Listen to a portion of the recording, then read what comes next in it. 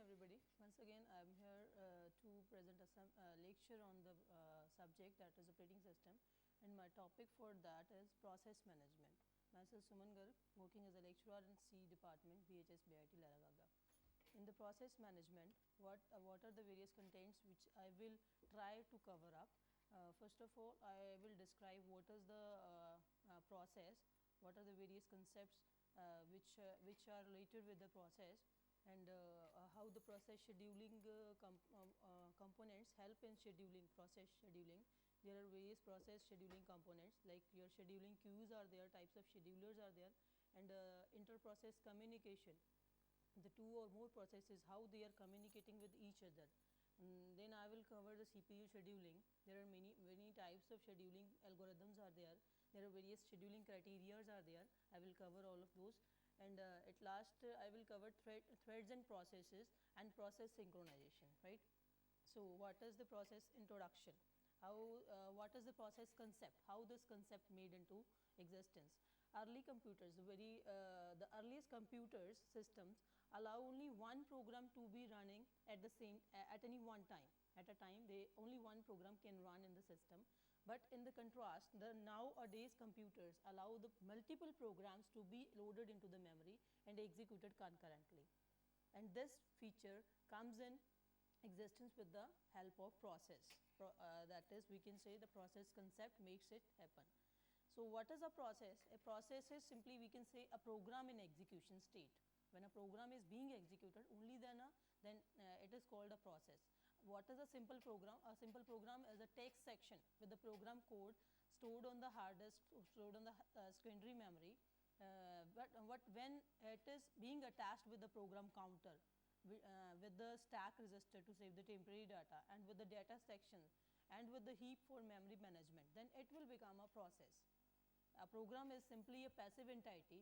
It is only a text section, like the other typed data. We can say the typed data, document copy of the program. And a process is an active entity with the program counter attached with it, with the PCB attached with it, with the stack registers are various registers, CPU registers are attached with it, and so on.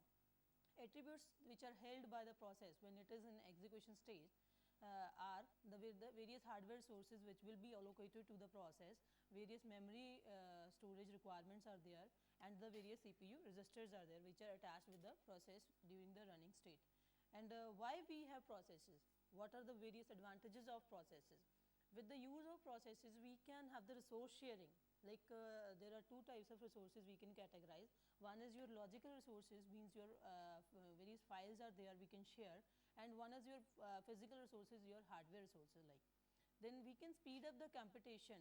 We can speed up the computation by the use of processes, by the use of taking advantage of multi-programming. What is multi-programming? The number of programs can be run at the same time concurrently in the system, right? And we can have the modularity for protection with the use of processes. The program, as I have already told, the program itself is not a process, it is a passive entity. A program becomes a process only when an executable file is loaded into the memory. And executable file means .exe extension wali jo file hai, when it will be loaded into the memory, then a program becomes a process. So, process is a program in execution. Although the two processes may be attached, may be associated with the same process, they can be considered two separate execution sequences. They can share the same text section, but the data section they will use can vary according to the execution sequence.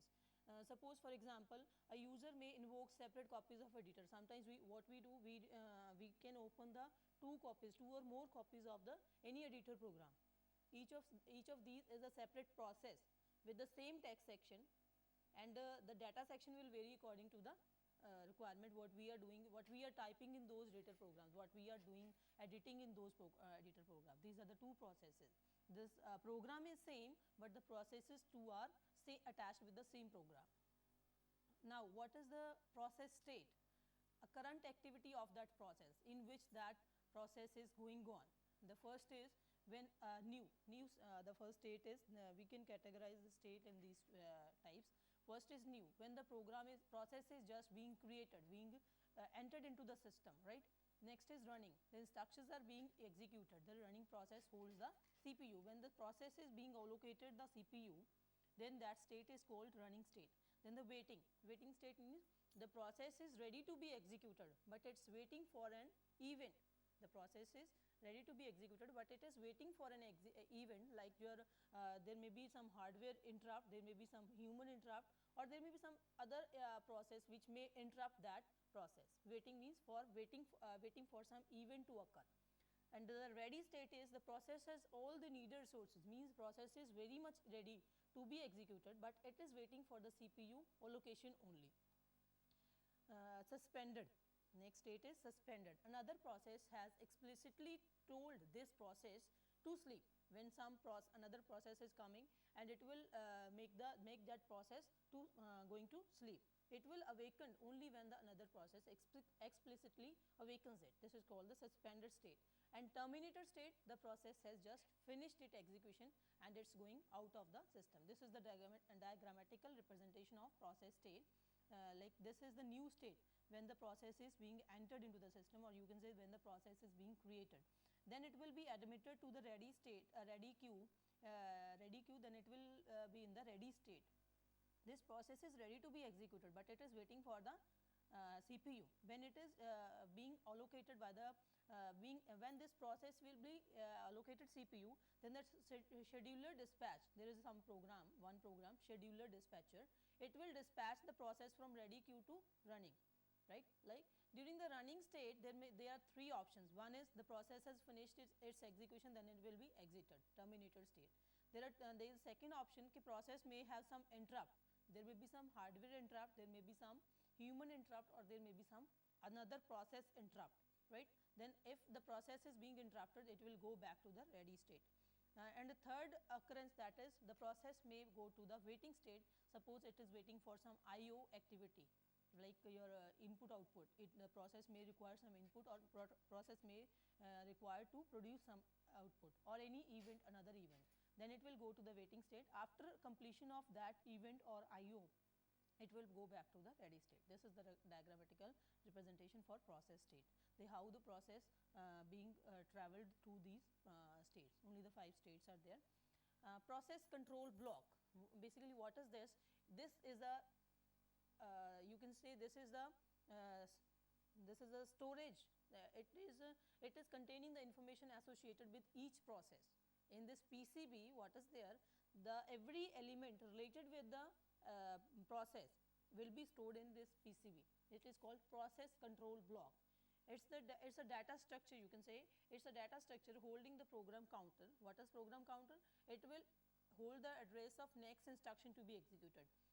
What is the process ID? What is the process number? What is the process state in which the process is going on?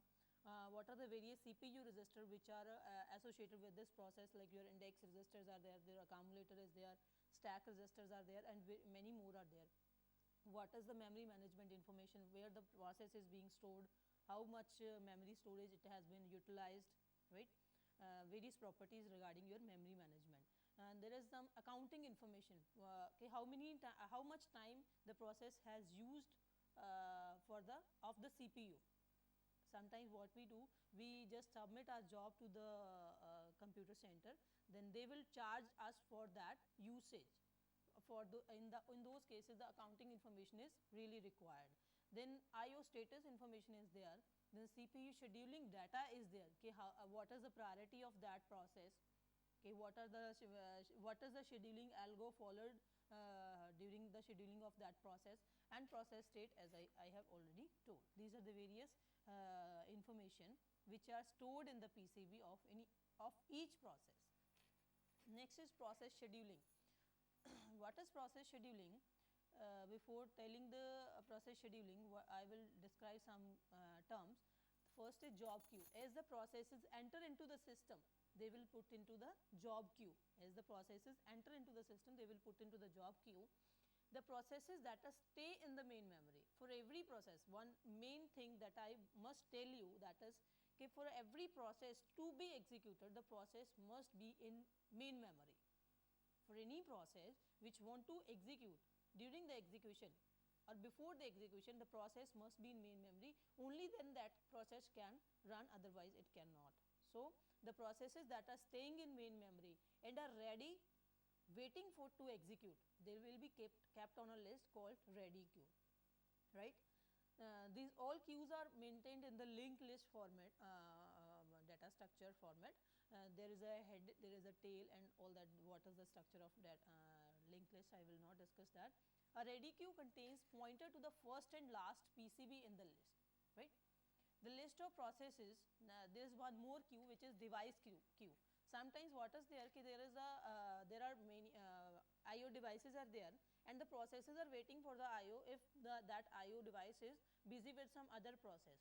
So the list of processes waiting for a particular IO device is called a device queue. For every device there is a device queue. Sometimes there are two processes which want the printout from one printer is attached to your system. If we have given a command for one document of suppose 100 pages, then it will be completed going on, and if we are sometimes generally it happens and we just give another command for 50 pages, then what will happen, the second 50 pages command will be in the waiting for that device, that printer, and the first will be complete, only then the next command will be taken out. This is called the device queue. And what is scheduling? Scheduling a process means changing the active PCB pointed to by the CPU.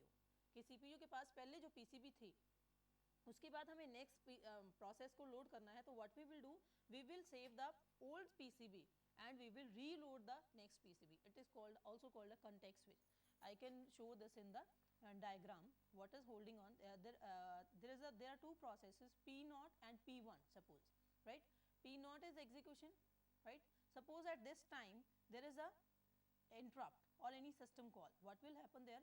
We will save the state into the PCB of process P0, ठीक है जी, and then we will reload the state of PCB process P1 into the PCB 1, ठीक है जी. PCB 1 जो है वो हम reload करेंगे and PCB 0 जो है वो हम save करेंगे. Then the next process is going into the execution state, ठीक है जी.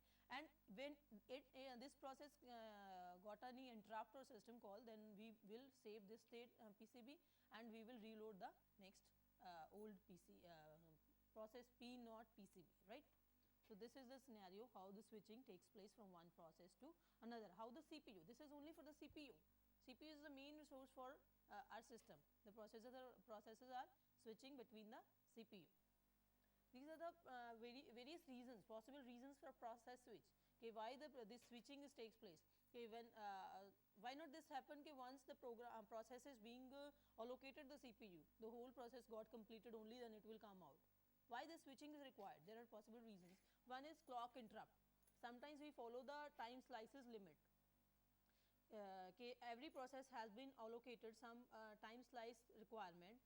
If that has not completed in that maximum time slice, then it will be removed off.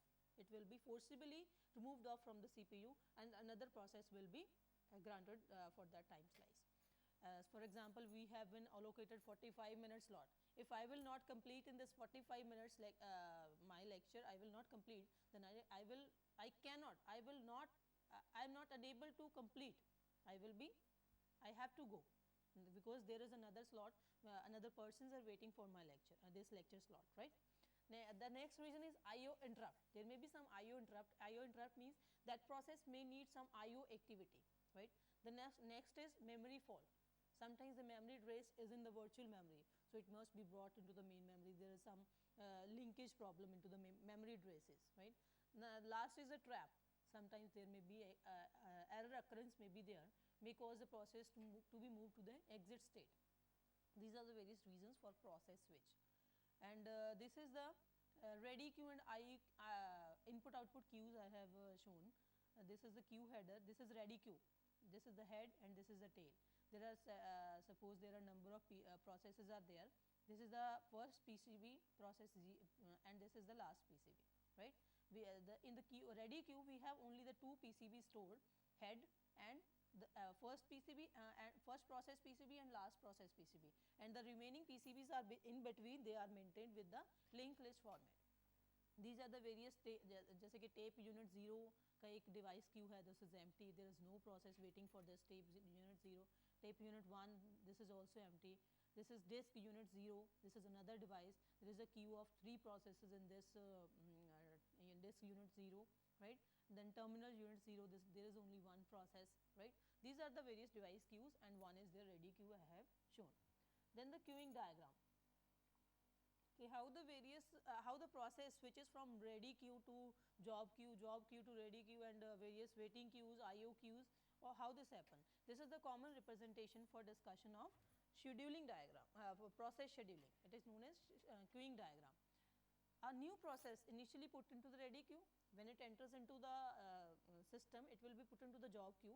After it has completed all its memory requirements, then it will be put into the ready queue. Once the process is located in the CPU, one of the several events, once the process is being executed on the CPU in the running state, there may be some several events which can occur. The process issue an IO request, there may be some, then it will be placed in the IO queue. The process can create a new sub-program, a child process. Then what it will do, it will wait for the sub-process termination. Only then it will carry on its own execution.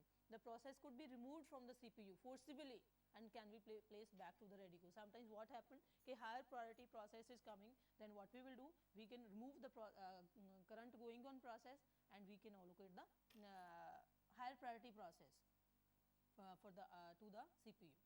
This is the queuing diagram. What is happening there? The process is entering into the ready queue. I have not shown the job queue. The process is entering into the ready queue. From this ready queue, what is happening? There are a number of jobs, and the selection process is carried out by this short-term scheduler. Later on, I will discuss what is the scheduler.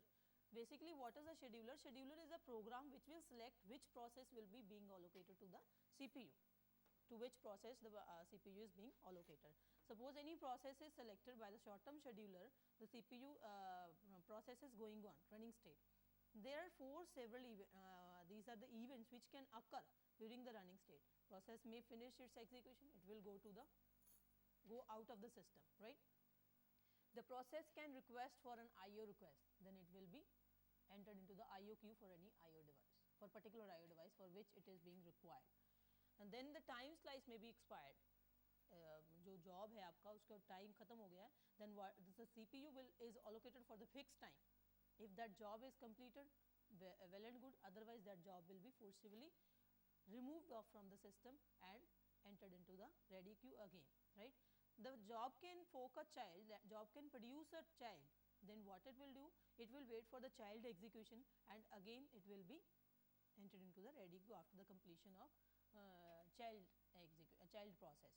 And the last is, it can wait for an interrupt. There may be some interrupt occurrence. It will wait for the interrupt occurs, then it will be handled by the interrupt handler. Again it will be entered into the ready queue, right? So this is the queuing diagram representation for the process. We can say process states changes of states. Okay, how a process changes states during its whole lifetime in the system. There are 3 types of schedulers: short term, medium term, and long term. Later on I will discuss. Scheduling components. A process migrates between the various scheduling queues, as we have already seen, throughout its lifetime. अपने पूरे life time में जितनी देर वो system में enter करती है और बाद में एग्जिट करती है, उस टाइम के बीच में प्रोसेस माइग्रेट करती रहती है एक जगह से दूसरी जगह मतलब एक क्यू से दूसरे क्यू में, शेड्यूलिंग क्यू में. The operating system must select for scheduling purposes processes from these Q. जैसे मैंने यहाँ पे बताया कि इस रेडी क्यू से कौन सी प्रोसेस सेलेक्ट होगी. This is the process carried out by the scheduler. Scheduler is a program which will select the process for the CPU allocation, right? There are 3 kinds of schedulers. One is your long-term scheduler, also called job scheduler, short-term scheduler, also called CPU scheduler, and another one is medium-term scheduler, right? First of all, long-term scheduler, this is what selects the processes, which process would be brought into the ready queue. From the job queue to ready queue, the processes are being selected by the long-term scheduler. It runs seldom means it runs infrequently. बहुत देर बाद ये execute होता है. When the jobs comes into memory only, hard disk only. It controls the degree of multiprogramming, the number of programs in the system. It controls the degree of program. It controls the number of programs in the system. ठीक है. It tries to balance the arrival and departure through an appropriate job mix. Job mix means There are two types of processes. One is IO bound, another is CPU bound. IO bound processes spend more time doing the IO than the computation. They may need the short CPU burst. And CPU bound, which spend more time doing the computation, they may very few, you can say they need very short IO burst. They need very long CPU burst. So this is a responsibility of long-term scheduler. It should select a good process mix of IO bound and CPU bound processes, so that all our resources like your CPU, your IO devices, we can make busy. Nothing should be idle in that case. Short-term scheduler, it's called a CPU scheduler. Why it's called a CPU scheduler? Because it selects the jobs for the CPU execution. Select which process should be executed next and allocates the CPU. Contains three functions. It will contain which process is currently going on. It will remove the code to remove a process from the processor at the end of its run, right? जो process currently running state में है CPU के पास है, उसको system से बाहर निकालने के जो कोड चाहिए वो भी ये करेगा. Code to put a process on the ready queue, उस प्रोसेस को जो निकाला है, ऐसे नहीं कि इसी के निकाल दिया तो वो बाहर चला गया, उस प्रोसेस को हमें वापस रेडी क्यू में रखना है. उसके लिए भी वो भी इसी का काम है शॉर्ट टर्म शेड्यूलर का. And the last but not least, it will contain a process of the ready queue and run that process to the CPU. It is why it is called a short term scheduler, because it runs very frequently. Bar bar run करता रहता है. जैसे जैसे process आती हैं, कोई process running state में है, वो उसको इंटरप्ट मिल गया, दूसरी प्रोसेस फिर से लेगा, कोई इंटरप्ट फिर रनिंग में आई, फिर उसको कुछ ना कुछ और प्रॉब्लम आई तो वो दूसरी प्रोसेस रनिंग में ले आएगा. Last is medium term scheduler. Sometimes what happen, there is no interrupt, there is no time slice expiry, there is no nothing. जो मैंने डिस्कस किया पहले वाली जितनी भी इवेंट, उनमें से कोई भी नहीं होती है suppose. So sometimes it is advantages to remove the process forcibly from memory and thus decrease the degree of multiprogramming. This scheme is called swapping. Sometimes हम क्या करते हैं कि suppose priority based scheduling is there, higher priority process को हमने CPU allocate किया हुआ है, लेकिन उसका जो CPU burst है that is very much long. What will happen? CPU will be only allocated to that process, and the number of processes are waiting for the CPU is becoming very long. The queue is becoming very long. What we will do, we will remove of that process and some another process will be allocated to the CPU. It's a mixture of CPU and memory resource management. It will swap in and out jobs to improve the mix and to get memory. It controls the change of priority. कि जो low priority process है उनकी भी कभी turn आए, उनको भी कभी allocate हो सिस्टम, राइट? उस चीज़ के लिए हम यूज़ करते हैं मीडियम टर्म शेड्यूलर. कि how this happen, suppose this ready queue से यहाँ प्रोसेस गया, ठीक है, या तो हो सकता है कि प्रोसेस की एग्जीक्यूशन एम्प्टी एग्जिट हो गई है, it will go out of the system, या क्या है कि आईओ वेटिंग क्यूज के लिए वेट कर रही है एंड ऑल दैट, जो प्रोसेसेस हमने पहले इवेंट्स डिस्कस किए थे. अगर दोनों में से कुछ भी नहीं होता तो sometimes what is happening there कि we are just removing, forcibly removing some process, going on process from the CPU resource, we are swapping out that process. There is a queue which is partially executed, swapped out processes. इनकी execution जो है that is not completed, that is partial. We are adding those processes to this queue and then we are swapping in at the later stage. मतलब जो queue में front में थे उनको अब back में जाना पड़ गया. क्या हुआ कि जो लोअर प्रायोरिटी प्रोसेसेस थी वो वन बाय वन आगे शिफ्ट हो रही हैं, उनकी भी टर्न आएगी, उनको भी अलोकेट होगा system, right? This is the main function of medium term scheduler. Now the process, next topic is process relationship. के various processes are attached with each other. How they are attached? Process creation, one process is process creation, other is process termination. As its name implies, process creation is a process may create several processes, several new processes. The process which is creating, that is called a parent process, and the process which is being created, that is called a children process. Each of these process may create another process and forming a tree. जो created processes हैं, they may further create the new processes. There will be a formation of T type structure. Most operating system identify the processes. They will uniquely identify the processes according to their unique identification number. Process identifier, PID, which is the short form. Right, this is the process tree, right? Process creation. what are the advantages for process creation, or you can say कि how the parent and children will share the resources. There are many options for resource sharing. Parent and children may share all the resources, सब share कर सकते हैं. जो parent के पास है वो children भी शेयर करेगा, जो पेरेंट के चिल्ड्रन के पास है वो पेरेंट ले लेगा. और समटाइम्स व्हाट हैपन कि children share subset of parents resources, not all the resources being shared by the children process. There is a subset of resources. पूरे resources है उनका एक छोटा सा हिस्सा उसको दे दिया कि ये वाले resources आप use कर सकते हो. Sometimes parent and child share no resources. This is also the option. Next is how the execution takes place between the parent and children. Parent and children execute concurrently at the same time. Concurrently means at the same time they can execute. Or another option is parent waits until the children terminate. Whenever a process is being created, parent will wait until the children terminate. Only after that the parent will start its execution. These are the Unix example how a process is being created. There are various system calls used for those. Process termination. Process executes last statement and asks the operating system to delete it, exit. Output data from child to process. ठीक है जी, जो child execute हो रहा है उससे हमें उस process से हमें अपना आउटपुट डाटा भी रिसीव करना है. Process resources are deallocated by operating system. जो उस चाइल्ड प्रोसेस को जितने भी रिसोर्सेज ऑलोकेटेड थे they will all be deallocated by the operating system. According to the process relationship, there are two categories in which we can divide the processes. One is independent processes and other is your cooperating processes. What are independent processes? In these the processes which execute, whose execution can neither be affected or nor they affect the another processes. But execution is deterministic. It's very much final कि what will happen, what will be the result of process if this process will execute. They will be reproducible. Execution can be started, can be stopped without the affecting in other processes. मतलब जो बाकी वाली processes हैं उनके साथ उनको कोई relation नहीं है. They are just independent. Neither their execution affects in other processes nor another processes execution affect this process. Another is cooperating processes. Execution depend on another processes, or you can say time dependent. एक process execute हो रही है अगर दोनों में relation है, both are the child parent और both are the sibling sometimes, दोनों का जो रिलेशन है वो अफेक्ट करता है. मतलब एक की जो प्रोसेस की एग्जीक्यूशन है it is being affected by the another processes और the process also affects another processes, right. Here the same input won't always give the same output.